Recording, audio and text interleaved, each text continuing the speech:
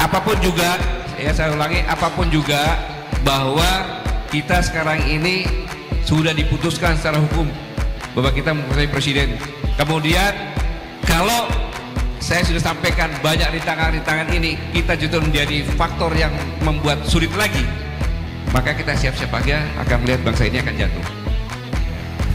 Tetapi kita mengamati dengan seksama, ada batas waktunya tentunya. Ada batas waktunya juga.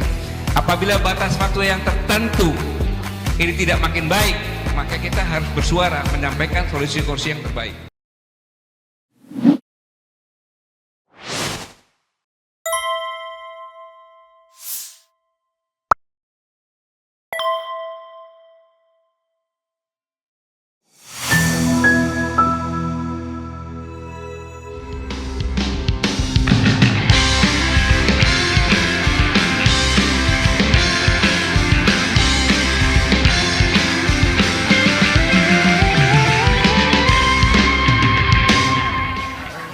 Assalamualaikum warahmatullahi wabarakatuh. Bismillahirrahmanirrahim.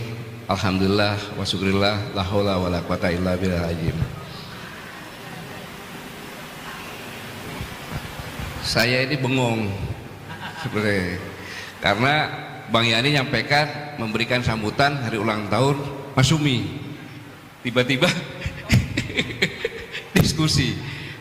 Tapi nggak apa. Yang saya hormati, saya banggakan Ketua Dewan Syuro Dr. Abdullah Hamawa dan Ketua Umum Partai Masyumi Dr. Ahmad Yani, Sekretaris Majelis Syuro Dr. Ahmad Taha, kemudian Ketua Mahkamah Partai Masyumi Dr. Fahmi, Ketua Dewan Pakar harus saya sebutkan ini Bapak TB Masa, Pak Prof. TB Masa, kemudian narasumber Dr. Awali Rizki yang profesor ya, profesor, tulisannya dia dokter ya, yang profesor provokator karena memang muridnya Pak Abdullah ini yang paling beling katanya gitu.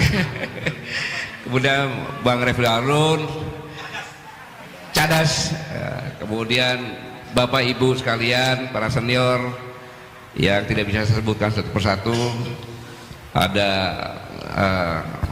kadang-kadang teman, kadang-kadang musuh saya.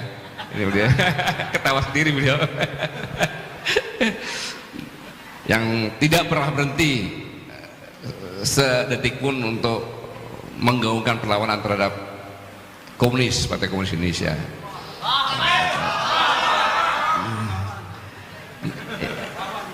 Kawan-kawan.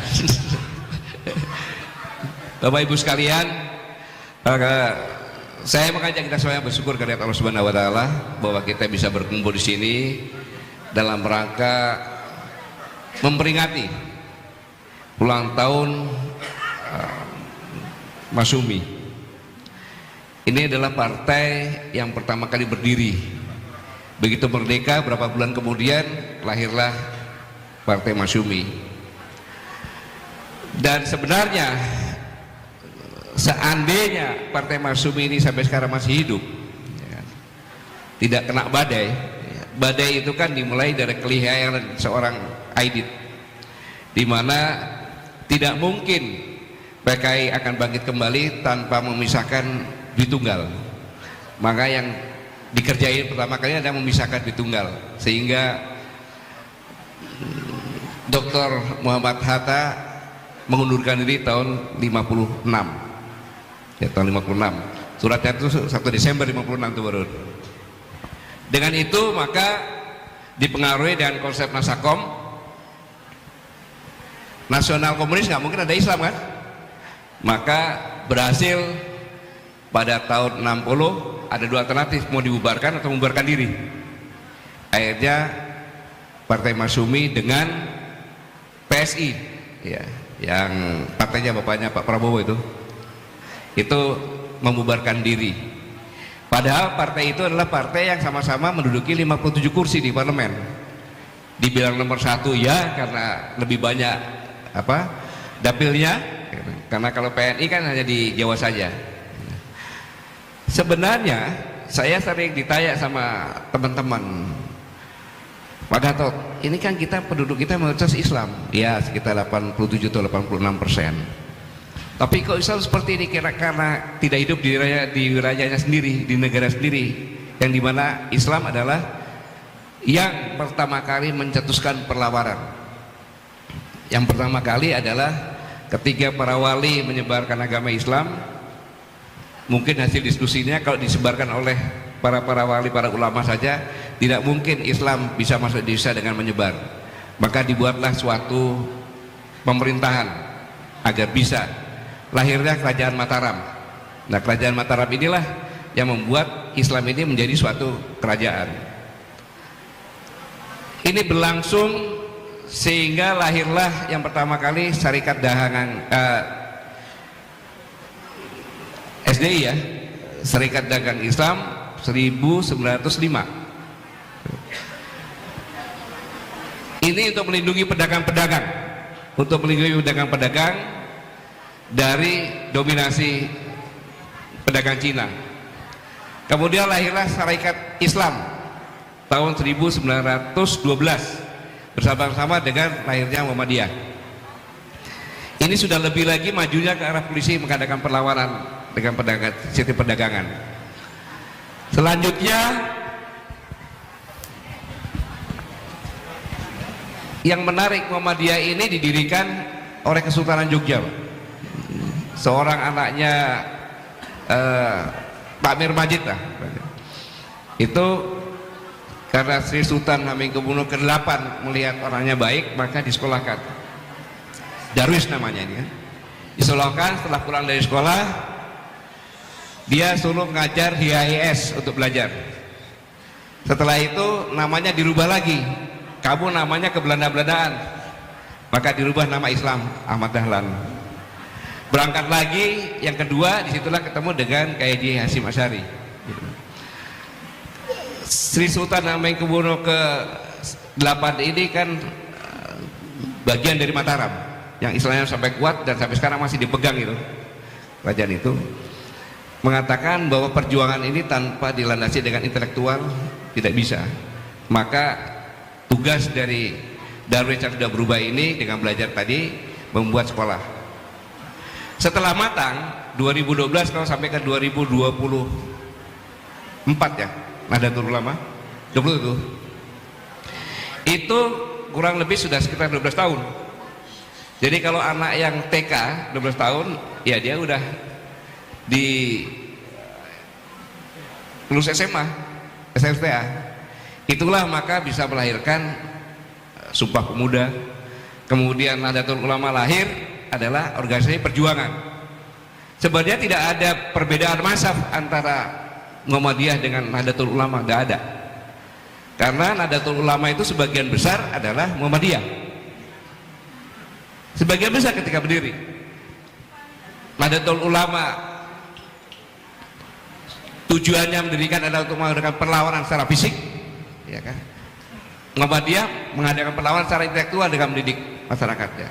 Nggak tahu tiba-tiba sekarang udah berbeda. Tapi nggak ada perbedaannya sebenarnya awalnya, karena setelah itu lahirlah divisi-divisi Hasbullah dan sebagainya untuk mengadakan perlawanan. Jadi sejarah singkat ini saya mengatakan bahwa suka tidak suka, fakta sejarah, negara kesatuan Republik Indonesia itu diinisiasi, dimotivasi, diperjuangkan, dipertahankan oleh Islam. Itu kata kuncinya. Maka sebagai musuh dari komunis, organisasi Islam yang paling besar, Partai Masyumi, harus dihapuskan. Makanya saya bilang sekarang Islam di Indonesia itu tidak merasa di negara Islam sendiri, di negara yang mayoritas Islam, karena yang bodoh Islam sendiri. Karena tokoh-tokoh Islam yang punya intelektual bukan mendirikan partai untuk bersatu, tapi itu memecah-mecah. Jadi di segi dari pemerintahan, dari segi politik, Islam itu bukan 87%, hanya 10% maksimal. Sekarang partai yang besar, partai Islam paling besar berapa? Berapa persen? Nggak sampai 10%. Dan tidak berlaku. Coba cek sekarang pemilihan gubernur ada nggak yang murni PKS, P3, PAN, PKB mengusung satu, nggak ada. Itu sebagai bukti saja. Nah, lahirnya Mas Umi ini merupakan harapan. Mudah-mudahan ada kesadaran untuk sama-sama membangun seperti memori sebelum tahun 50-an menjadi partai terbesar. Itu kalau sadar. Kalau nggak sadar ya kita tinggal nunggu saja bagaimana kita hancur ini. Selanjutnya saya akan coba masuk dengan tema tadi 100 hari ya. Jujur kalau untuk mengoreksi pemerintahan saya tidak berani, karena saya jabatan tertinggi saya adalah hanya Panglima TNI, belum pernah jadi presiden ya kan. Presiden baru dilantik beberapa hari, saya harus mengoreksi bagaimana tabu bagi saya. Tetapi berdasarkan teori saya berani menyampaikan. David Olson mengatakan bahwa di kabinet komparatif perspektif mengatakan bahwa kabinet yang komparatif, yang heterogen, yang besar itu dalam kondisi negara yang tidak baik-baik saja tidak bisa dilakukan. Saya baru mengatakan negara tidak baik-baik saja karena ketika Pak Jokowi menjabat sebagai presiden, dia mengatakan bahwa akan mengenjot pertumbuhan ekonomi, meroket tinggi, ya kan? Hah? Oh, agak kanan nih. Sorry, tangan kanan. Meroket tinggi. Kemudian dengan demikian akan menurunkan angka kemiskinan. Dan selanjutnya juga mengurangi jumlah pengangguran dan meminimalisasi hutang. Ya waktu itu 2.600-an lah kurang lebih. Ya. Ya. Enggak pada saat peralihan. Ya. Dan ini ternyata benar sebagai fata morgana. Ya kan benar sebagai martabat, kita mengharapkan itu kan, tapi ternyata pertumbuhan ekonomi ya hanya 5,5 saja, tidak bergerak. Istilahnya kalau orang ekonomi bilang kita dengan autopilot saja bisa gitu. Ini saya menyimak dari apa yang dikatakan pakar ekonomi. Kemudian pengangguran kita ini sekarang ini nomor 1 loh, hebat penganggurannya di negara ASEAN. Ya, kalau nggak salah 5,2 kalau nggak salah itu jumlah penduduk. Ya, lebih banyak lagi itu. Ya.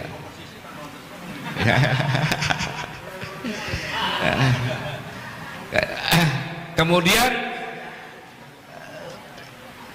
banyak yang turun kelas dari kelas menengah turun ke bawah. Ini sangat banyak sekali ini, puluhan juta juga turun ke bawah. Karena melihat suatu negara sejahtera itu kelas menengahnya saja. Ini sangat menyedihkan sekali, karena sebenarnya kelas menengah kalau turun ke bawah itu dia akan lebih miskin dari yang miskin. Mengapa demikian? Karena pengalaman saya sendiri, saya punya pegawai harian di tukang kebun saya, dia mengundang saya untuk menghadiri pernikahan anaknya dengan bangga, Pak, anak saya dapat orang Pak udah kerja, sudah kredit rumah, kredit mobil, wah alhamdulillah. Wah, pekerjaan harian kan datang. Baru 2 bulan saya pinjam uang, Pak. Loh, kenapa aku pinjam uang? Untuk kontrak rumah. Kenapa kontrak rumah? Kan katanya beli rumah. Menantu saya di PHK. Bayangin, dia kredit rumah, kredit mobil, di PHK. Ya diusir dari rumahnya. Mobilnya disita, nggak punya kerjaan, numpang di rumah orang tuanya. Itu gambaran kelas menengah kalau dia jatuh ke miskin itu kan lebih miskin lagi. Dan ini semuanya sudah disampaikan dalam pidato kenegaraan Presiden Pak Prabowo ini. Jadi Pak Prabowo benar-benar paham bahwa negara tidak dalam kondisi baik-baik saja. Ini dulu yang kita sepakati bersama. Maka dengan membuat suatu kabinet yang heterogen, ibarat seperti pelangi. Kalau itu ada embun, sejuk, enak, negara itu dalam kondisi damai, maka pelangi itu akan dilihat pelama. Tapi begitu ada badai yang keras, pelangi itu akan hilang. Ini berdasarkan teori saya bicara. Yang kedua, kita tahu kan bahwa yang namanya pejabat politik itu hanya kalau dari bawah, wali kota, wakil wali kota, bupati, wakil wali kota, gubernur, wakil gubernur, DPRD tingkat 2, tingkat 1, DPRD pusat, kemudian DPD sama juga saya pusat, MPR. Saya pikir itu aja kan, presiden dan wakil presiden, benar nggak? Nah. Tetapi kalau kabinet menggunakan kabinet demokrasi atau dianggap sebagai pejabat politik, itu pasti ada risikonya. Pasti ada risikonya. Seharusnya kabinet dalam kondisi seperti ini adalah kabinet yang profesi, yang profesional pada bidangnya masing-masing, bukan kabinet politik atau demokrasi yang diambil dari partai-partai politik. Ini akan sangat berisiko. Ini teori yang mengatakan seperti ini, Pak. Dan selanjutnya kalau kabinet yang heterogen berdasarkan teori tadi, itu akan melahirkan friksi-friksi, habis itu ke depan bisa melahirkan politbiro, organisasi dalam organisasi. Friksi ini sudah terlihat, jadi friksi-friksi sudah mulai terlihatnya sangat menyorok sekali ketika Pak Prabowo dengan Mas Gibran jalan menyalami para menteri. Ketika Bahlil salaman dengan Pak Prabowo, biasa aja berdiri dia salaman, tapi begitu Gibran lewat, dia cium tangannya Gibran.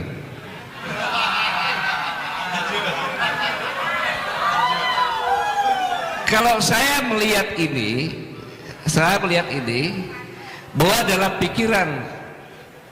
pikiran analisa saya ini, dalam pikiran Bahlil, bahwa ini adalah pemimpin saya dan akan menjadi pemimpin saya, dan dia punya kekuatan yang luar biasa, maka saya harus mencium tangannya. Itu falsafah kan begitu. Ini friksi yang pertama muncul, nanti ada kelompoknya wakil presiden, kelompoknya presiden. Belum lagi kalau saya seorang tentara, saya selalu berpikir tentang ancaman. Jadi menteri-menteri yang ada, menurut analisa pribadi saya, itu ada semacam kuda Troya, masuk ke dalam untuk menjadikan sang pangeran menjadi orang nomor satu. Entah gimana caranya. Boleh saya berpikir seperti itu sebagai rakyat, boleh, jangan disalahkan. Maka mulai terlihat dengan kasus-kasus yang baru. Boleh jadi kalau saya katakan kasusnya Tom Lembong itu adalah pembusukan dari dalam. Orang tidak melihat Tom Lembong itu jaksa agung, tidak. Pemerintah sekarang yang berusaha untuk menjadikan Tom Lembong, kan gitu. Apakah benar? Belum tentu benar. Bisa jadi ini pembusukan dari dalam.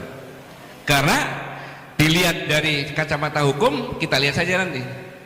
Paling-paling nanti dalil hukumnya seperti Dr. Syahganda Nenggolan, ya, Dr.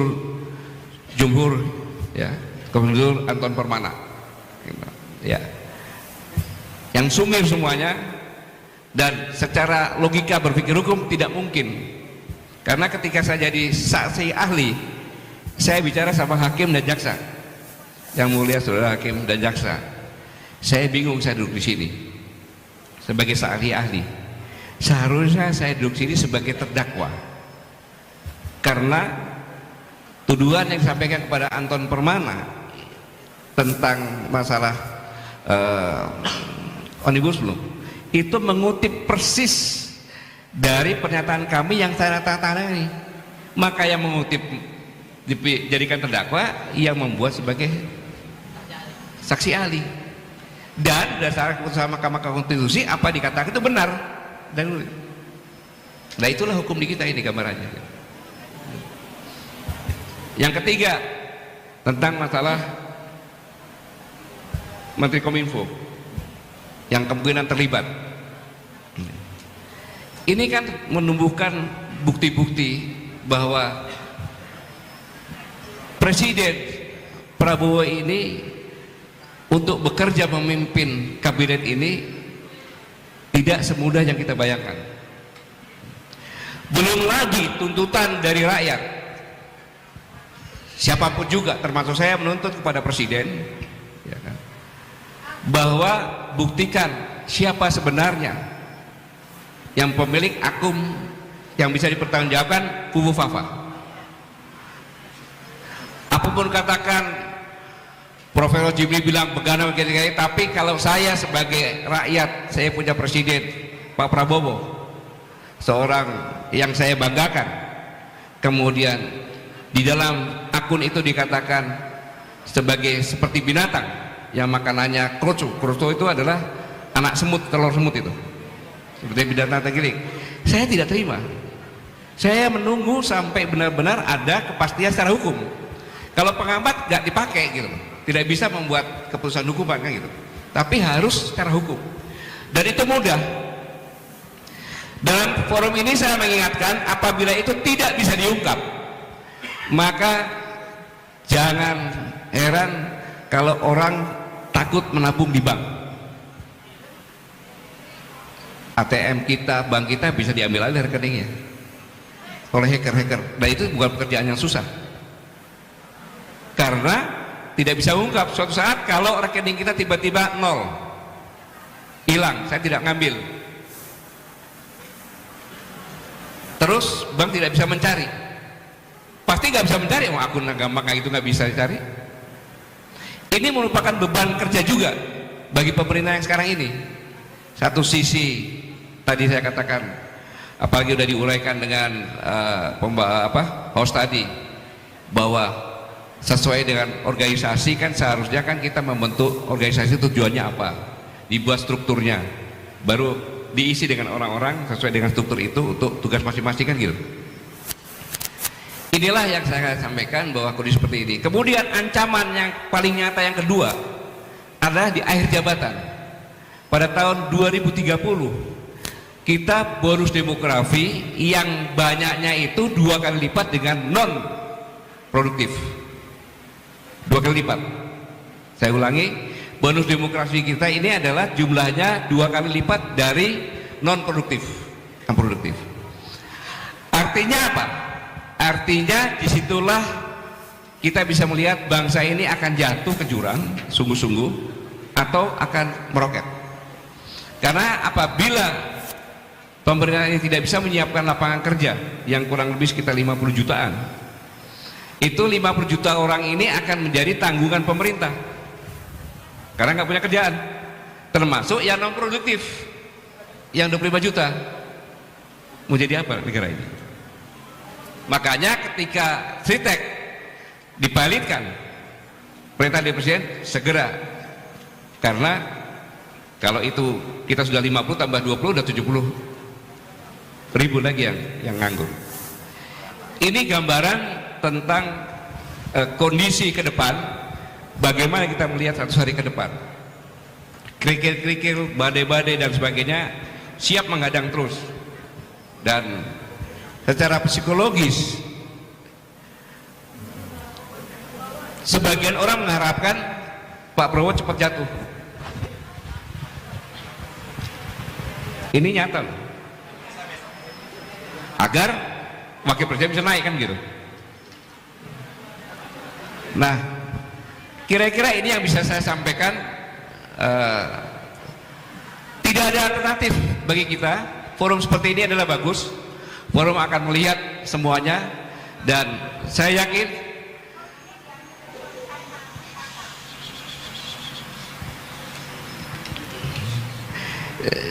yakin di forum ini Partai Masyumi akan mencari solusi-solusi untuk memberikan masukan kepada pemerintah agar pemerintah itu bisa berjalan lebih baik. Ya.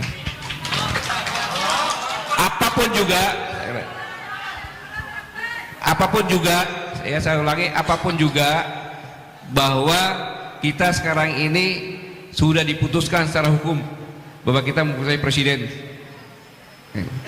Kemudian kalau saya sudah sampaikan banyak rintangan-rintangan ini kita justru menjadi faktor yang membuat sulit lagi, maka kita siap-siap aja akan melihat bangsa ini akan jatuh. Tetapi kita mengamati dengan seksama, ada batas waktunya tentunya. Ada batas waktunya juga. Apabila batas waktu yang tertentu ini tidak makin baik, maka kita harus bersuara menyampaikan solusi-solusi yang terbaik. Jadi sekarang ini saya yakin kita memberikan mempelajari semuanya untuk memberikan solusi yang terbaik untuk mendukung pemerintahan ini dengan batas waktu tertentu. Kalau batas waktu tertentu ada indikasi bangsa ini akan hancur, tidak mungkin kita akan tinggal diam saja. Ya, kita akan berikan masukan-masukan secara struktural, kemudian dengan solusi-solusi yang ada.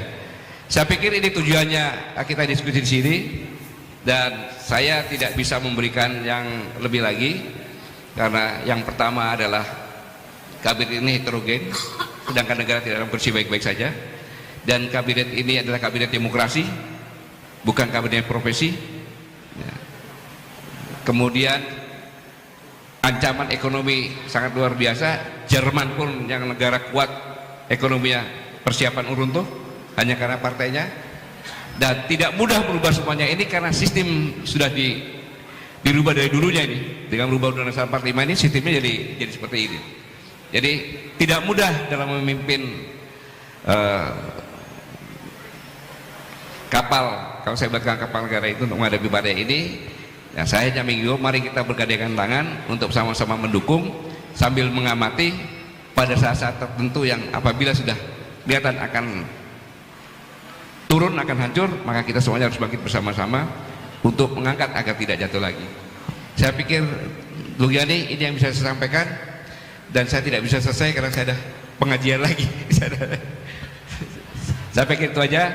Kalau ada kata-kata yang kurang berkenan, kurang baik, itulah saya manusia biasa.